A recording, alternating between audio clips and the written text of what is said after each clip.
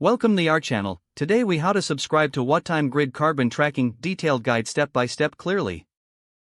Navigate to the top of the home page and locate the Get Started button. Click on the Get Started button to access the subscription options. Review the subscription plans available on the page. Select the plan that best fits your needs by clicking on the corresponding button. Fill out the registration form with your personal information, including your name and email address.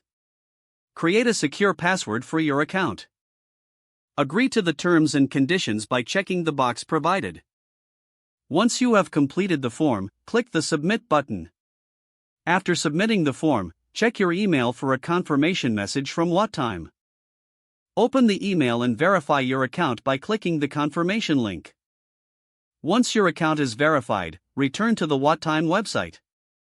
Log into your account using your email and the password you created. Navigate to the dashboard, where you can set up your grid carbon tracking preferences.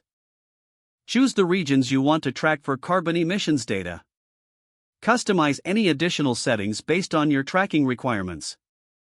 Review your selections to ensure everything is correct. Finally, click the Activate Subscription button to complete the process.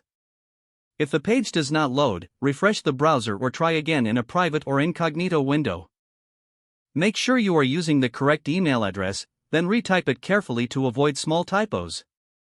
If your password is not accepted, use the Reset option and create a new strong password. You can check your spam folder for verification or security emails, then complete any requested confirmation steps.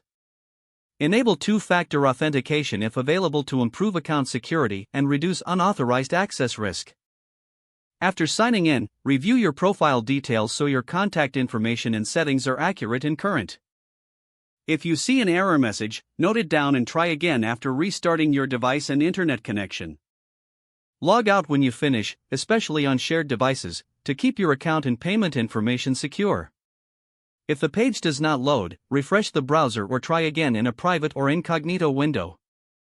Make sure you are using the correct email address, then retype it carefully to avoid small typos.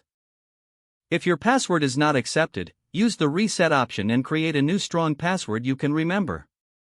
Don't forget to like this video and subscribe to our channel for more step-by-step tech guides.